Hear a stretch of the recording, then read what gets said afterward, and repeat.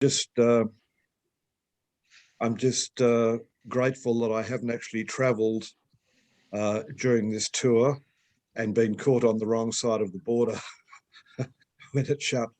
But that's the way it has to be. Uh, the purpose of the disparate papers in the book that's been published for this tour is really to express my view that Masonic research can be on a number of any sort of thing that you can think of. And in the book, I've got papers on individual Freemasons, individual lodges, the history of the craft itself, possibly, theories of different forms of symbolism and so on. I think Freemasonry is a door that you knock on, and once the door opens, you go inside and you can follow your own inclinations and your own interests, and that's what Masonic research should be. It's no different from that. I became interested in the Corinthian Lodge of Amoy because I visited them in Hong Kong once upon a time, and I thought their story was interesting. But as I say in the paper, the history of any lodge is social history. The history of the culture and environment that the lodge is formed in. And I think this is a particularly interesting lodge history from that point of view. Amoy, or Xiamen in the Chinese these days, is an island town in Fujian province in China, which is roughly between Hong Kong and Shanghai and opposite Taiwan, or Formosa as it used to be called. It's seafronting, and because it's got rugged terrain, mountainous regions internally, it's always been a bit of a fishing sort of trading area. And it wasn't until quite recent times that it seems to have been sort of under the control of the central Chinese authorities, whether they were imperial or otherwise.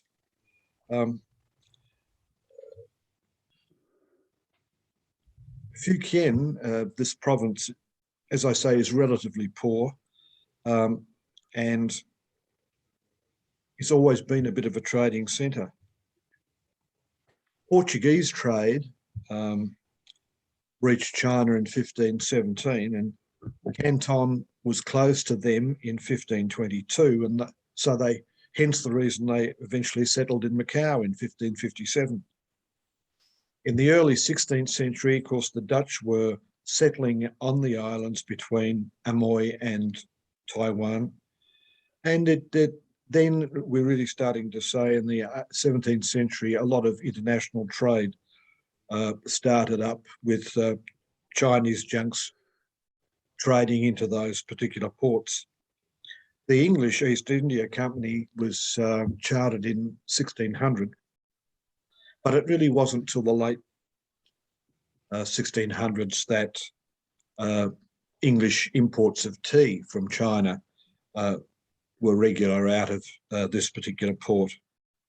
The Fujian province was the sort of location or the legendary original place of the Chinese triads. Not something I know terribly much about, but maritime trade, legal or illegal, certainly seemed to be one of the economic parameters. The English got a foothold in the 1670s, trading guns and ammunition to the Chengs, who were the local bigwigs who were rebelling against the Manchu dynasty at the time. But interestingly, Freemasonry got a foothold in China from Sweden, not England initially. A lodge in Sweden from Gothenburg granted a charter in 1759 to members of the Swedish East India Company.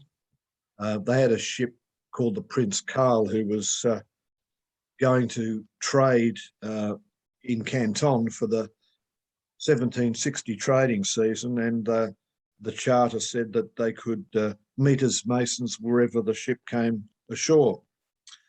They actually did leave a Masonic lodge in the Canton factories, but the English founded a second lodge in Canton in 1767. And both of them seem to have lasted to the end of the 18th century. But these boom and bust cycles seem to have come through Amoy and other trading centres in China. And the boom and bust cycles had the relevant effects on the lodges. Now, we're all, I don't know how many of you are familiar with the Opium Wars, but in the late 1830s and 1840s, the early 1840s, the English went into bat for traders.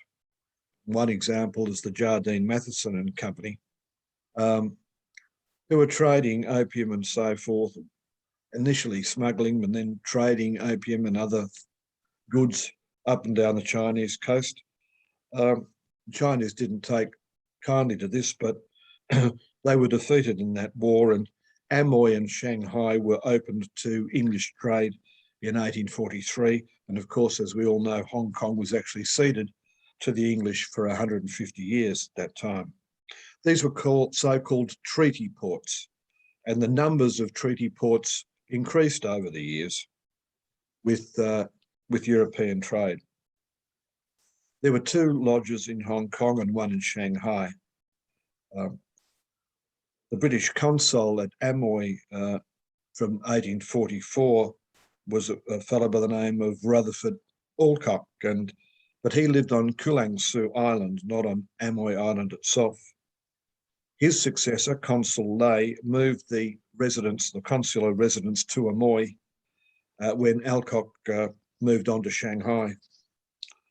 Alcock was actually one of the 14 petitioners for the Northern Lodge of China, which was warranted in 1849. In 1853, there was a Triad Rebellion, which briefly took control of Amoy from the imperial authorities. The British remained strictly neutral during these rebellions, and Amoy continued to slowly develop with increasing numbers of foreign residents.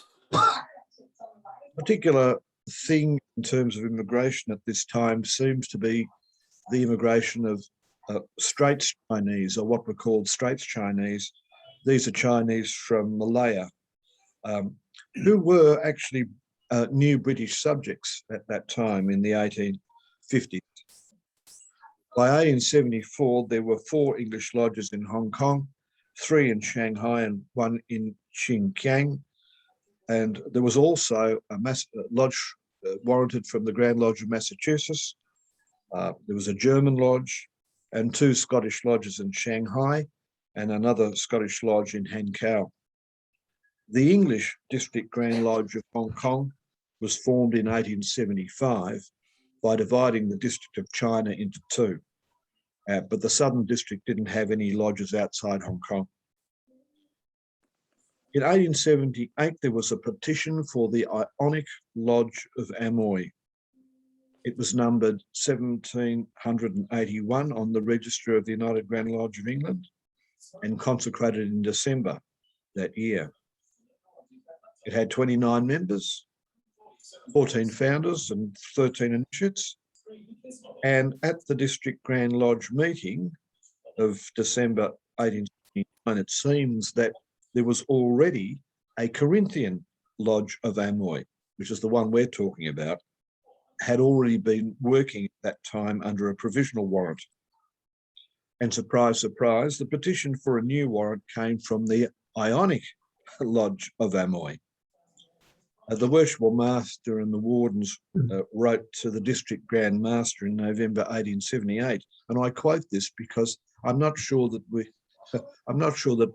what Freemasons would think of this sort of view these days, but I quote, "The friendly rivalry that will exist between 2 lodges working together in this port promises the very best Masonic results and will stimulate both to fresh efforts That's a lovely, lovely way of looking at it, and I'm not sure that people would agree these days.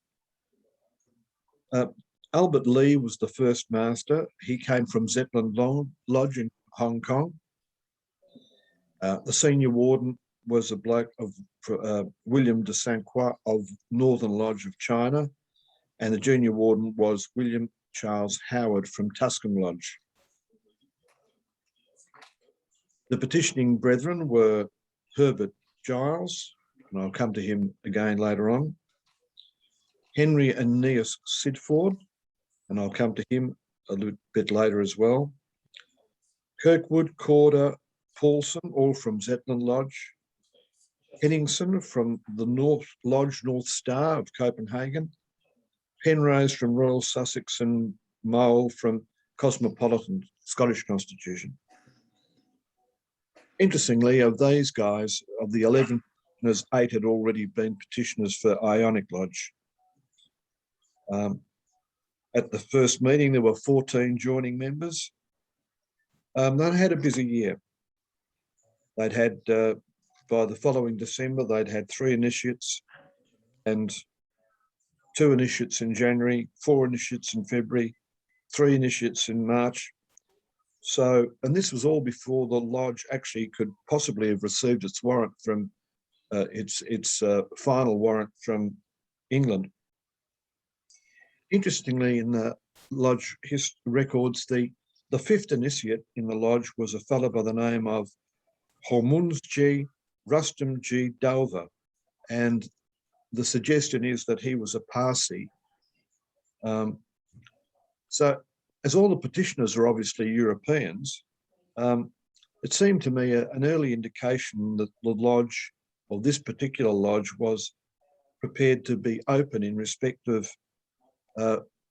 brethren, whether members coming from any race or creed, as we should be, as well, I think we should be. But it's interesting when you look at it, because there was a number of Bombay Zoroastrians immigrated into the treaty ports for trade reasons, obviously.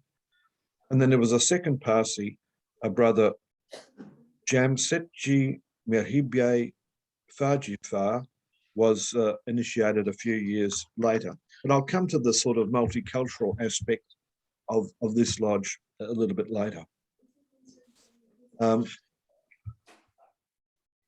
During that first year, members joined from Lodge Germania of Shanghai, which was under the Grand Lodge of the Three Globes from Berlin, and from Lodge Cosmopolitan. So together with 17 initiates, the lodge had 32 members at the end of the year. So it's a pretty vibrant sort of place. And when you look at the professions of the members of the lodge, they're exactly what you'd expect to see from a treaty port. The first master was secretary of the Amoy Dock Company. The senior warden was a merchant. The junior warden was in the Chinese Customs Service, a European, I would say, in the Chinese Customs Service. Obviously, the Chinese Customs Service was run by Europeans. Of the other members, 6 were merchants, 4 were ship's chandlers, 3 engineers, 3 master mariners, bloke from the telegraph company, and a carpenter. Of the members, 4 were listed under ships' names, so they were obviously brethren who may not be there, depending on where their boat was at the time. Now, I mentioned Henry Sidford. It's an interesting fellow. He'd been the second master of Tuscan Lodge in Shanghai, and he'd also founded, he was the foundation master of Doric Lodge in Chinkiang. So Shanghai in 1864, Chinkiang in 1873. And as I mentioned before, he was a member of the Chinese Imperial Customs Service, and he would have been moving from port to port as his postings took him. He was the first signatory on the letter requesting a warrant from the Grand Lodge for Corinthian Lodge of Amoy, but interestingly, he never actually served as master. As master of Ionic, the previous lodge at Amoy, I think obviously the driving force, because we can see where the names of the lodges he was involved in came from. He had a bit of an ego, because there's a letter from him to the United Grand Lodge saying, this is the letter for warrant, that this is the third lodge that I've been mainly instrumental in having added to your rolls, as though the Grand Lodge should be very grateful for his efforts. In fact, as a sideline, the volume of the Sacred Law that's used in the Red Room at Zetland Hall in Hong Kong was actually presented to Ionic Lodge by Brother Sidford. In 1879, the Lodge Ionic had 14 meetings and conferred 24 degrees, had 41 members, and compare it with Corinthian, the junior lodge there, had 15 meetings and worked 42 degrees, had 34 members. They were doing so well, they decided to build a Masonic temple.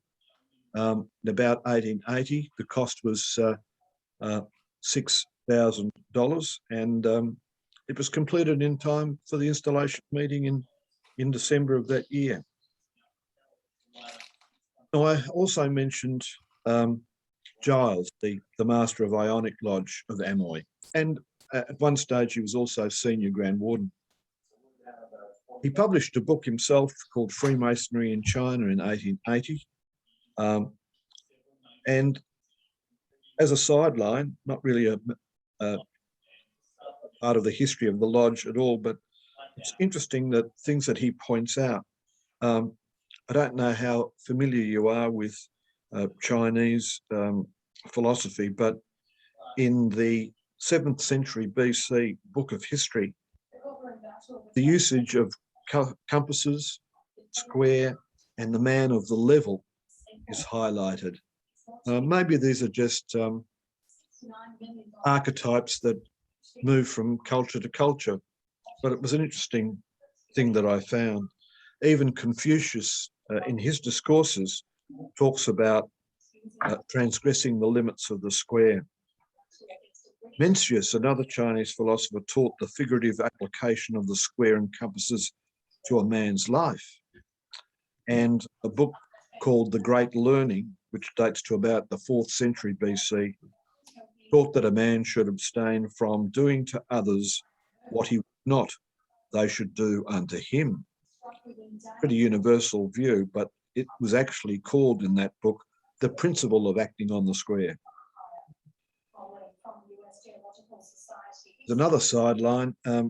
Giles, you're probably familiar with the Chinese coin, a circular coin pierced with a square. That is actually called the cash, which from obviously where we get the word cash from. And in Chinese, this is the symbol of the perfect man. Circle is the symbol of heaven, and the square, the symbol of earth. And if you have ever been to the Forbidden City and have a walk around, the altars of heaven and the altar of earth in the Forbidden City follow exactly those shapes. Interestingly, in the Chinese character sun is a point within a circle. Triple tower is similar to the Chinese character Cheng, which means upright. The character for axe within a square became the character for Master Mason. Character Ya itself refers to darkness visible. I'm not really familiar enough with the Chinese language, Mandarin or Cantonese, to determine whether Brother Giles is correct in what he's saying. But I think there is a temptation, and I'm sure Mike Kearsley has sometimes pulled me up on this, that we often as Freemasons try to impose meanings that satisfy us but aren't really there. But in any event, Giles in that book refers to Chinese secret societies and their familiarity, the similarity of their setup with speculative Freemasonry. I think he's drawing a long bow, but we really are talking about archetypes that you might see in many different cultures. Interestingly, Giles ended up, he was one of the first Europeans to take a real interest in studying Chinese culture. And he ended up, incidentally, as Professor of Chinese at Cambridge University. So he's probably no slouch. And I defer to his knowledge of the Chinese language. Of course, like any Masonic lodge, things were not always harmonious at Amoy. Brother Giles objected to the District Board of General Purposes. In 1880, he lost the vote for Worshipful Master at Corinthian Lodge because the sitting Worshipful Master used his casting vote to re-elect himself. The District Board of General Purposes found for against Brother Giles. So he, an interesting character. He seems to have been the main gun in a petition to the United Grand Lodge of England for a new District Grand Lodge of Amoy in Central China, probably because he didn't get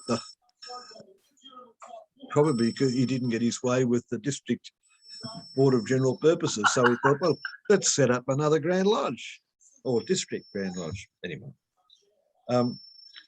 interestingly, a Royal Arch chapter was founded at Amoy in as early as 1884.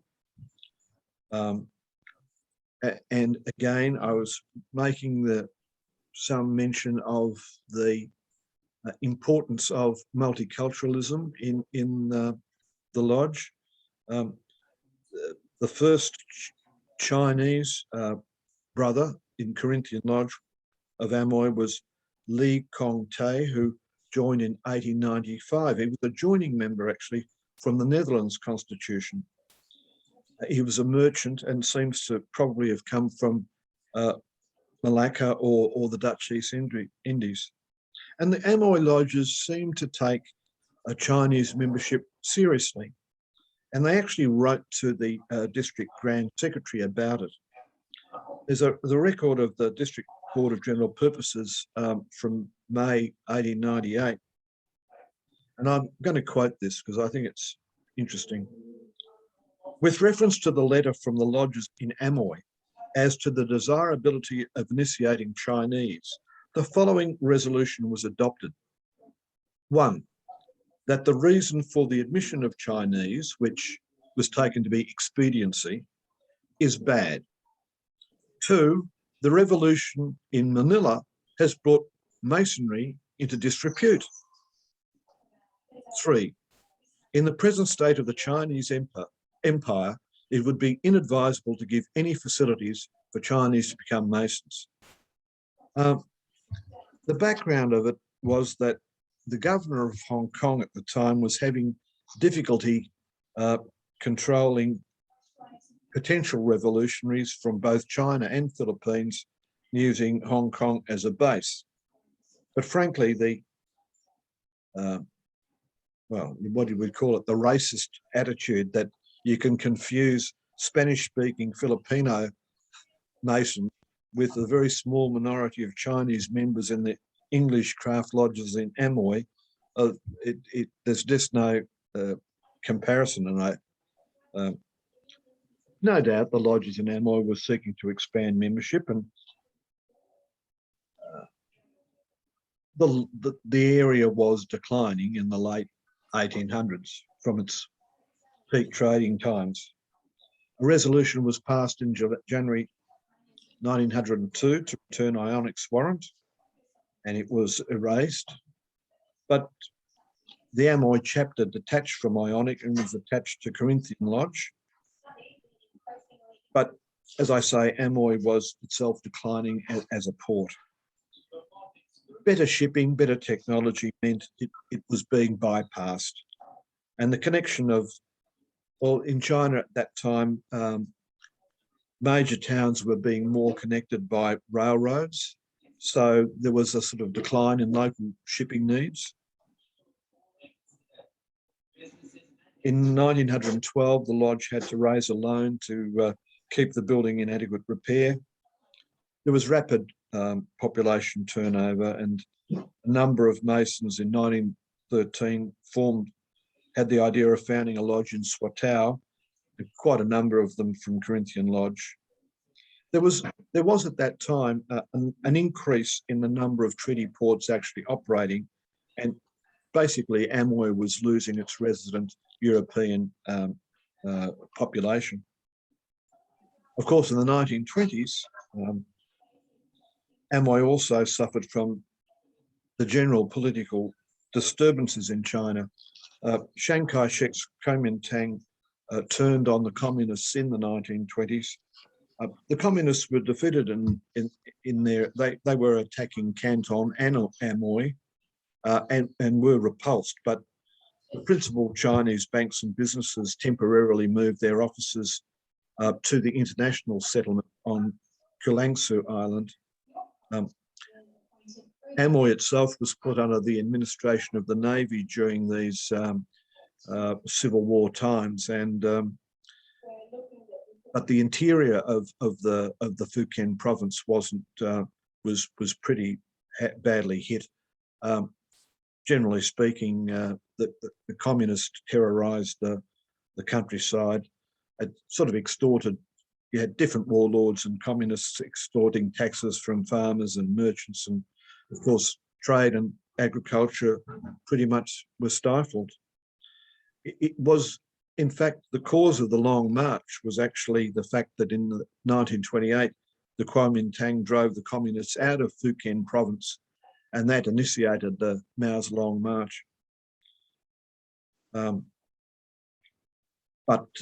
in the meantime, the Masonic Hall at Swatow was wrecked, and in other ports it had been impossible to hold any meetings at all. The Amoy chapter fizzled out in the mid-1920s. Its share in the Masonic Hall was transferred to Corinthian Lodge of Amoy. So economic problems as well as the Civil War were affecting the area.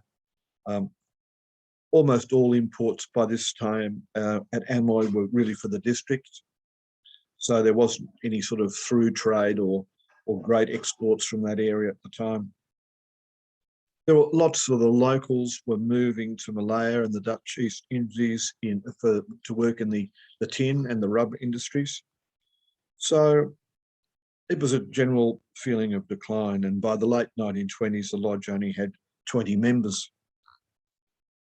To upkeep the hall in 1933, the lodge issued $3,000 of debentures at 4.5% interest, redeemable in 10 years.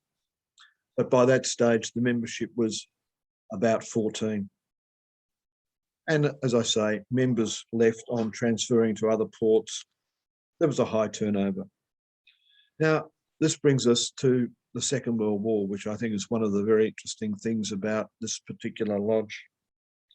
Of course, we think of the Second World War as starting in 1939, but in China it actually started much earlier because Japan invaded in 1932, and by 1938 large parts of northeast China and the south as far as Hangzhou and Wuchai were occupied, and including areas around Canton and Amoy.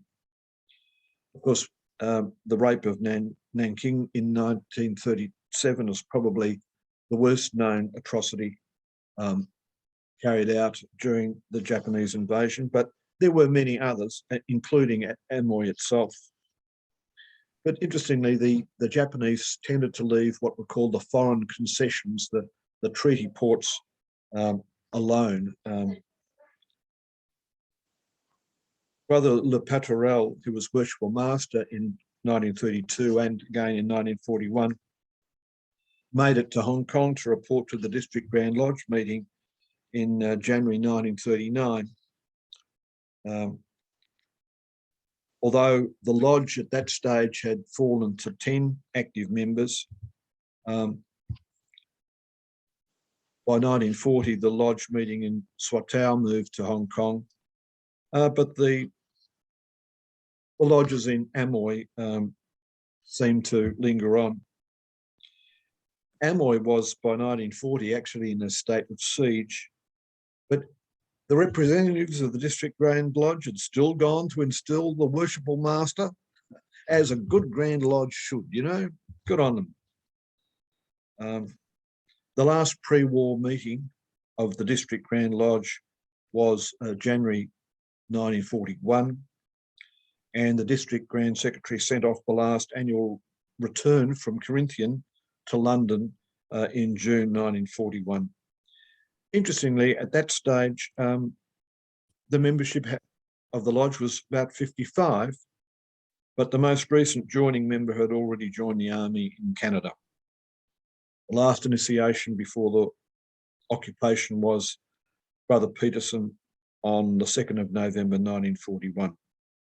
The Japanese had already occupied the larger island of Amoy and the mainland, and immediately after Pearl Harbor in December 1941, Kulangsu Island was also occupied, and the lodge was closed by armed force on the 8th of December 1941. It's interesting that all the records and instruments and charters and books were removed to the municipal office.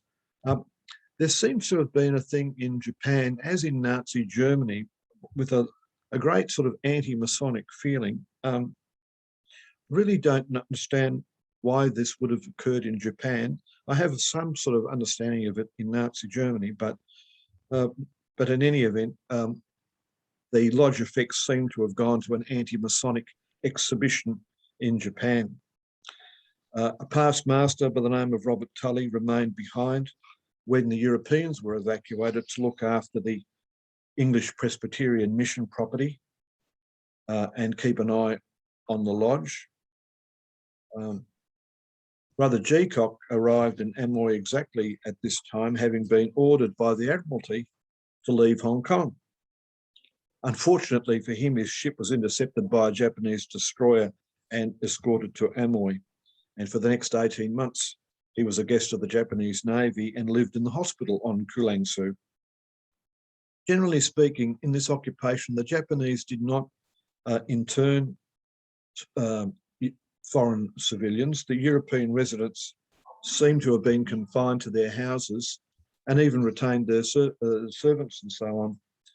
And Tully, as I was mentioning, master in 1938, was appointed the British representative on Kulangsu.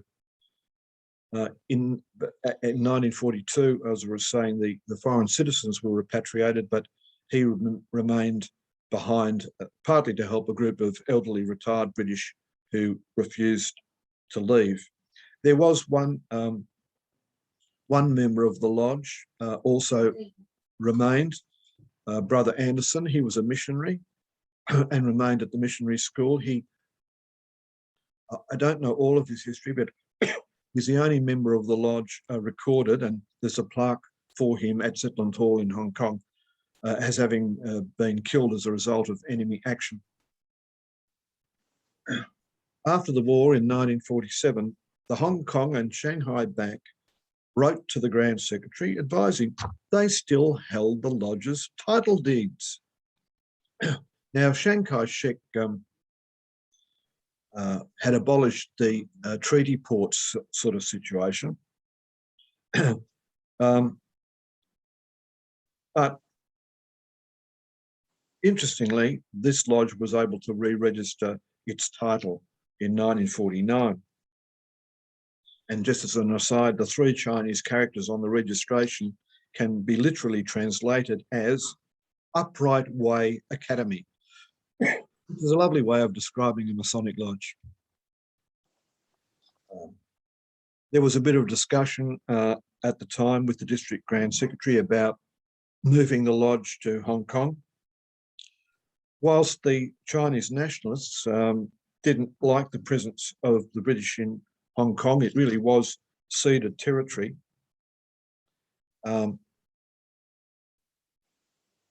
And its European officers in the Chinese National Maritime Customs were the impetus really for the move from Amoy to Hong Kong. A meeting of a few members were held in 1948, and they took a ballot, elected a master, took a ballot for joining members, mostly from Shanghai lodges, and the necessary dispensations having been given by the district senior Grand Warden, they petitioned for a warrant of confirmation. So that first installation meeting after the war was held on the 19th of July 1948, and the annual return at the end of the year gives the number of members as 51, but 39 are in arrears because a lot of the brethren just couldn't be found. That year they had 3 initiations and 11 joining members. So while the move to Hong Kong might initially have been thought to be possibly a temporary one, with an idea of moving back to Amoy. In fact, once the nationalists had been defeated by the communists in 1949, there was no way that the lodge could go back to Amoy. Interestingly, when the nationalists retreated to Taiwan, they actually physically removed the entire naval dockyard from Amoy in the process.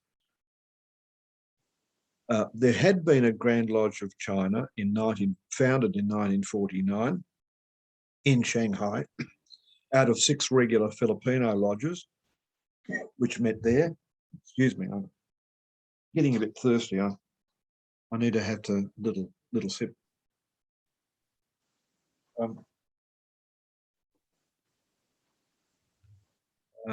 And that Grand Lodge moved out to Taipei after the communists take over, and that is what we refer to as the National Grand Lodge of China today.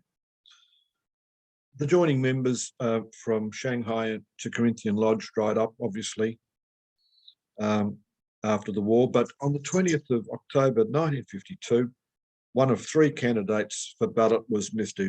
Yu Ting Tsung, noted as a Chinese advisor to ICI. First Chinese member of the lodge since Brother Li in 1893. Brother Tsung became master of the lodge in 1962. Now, I won't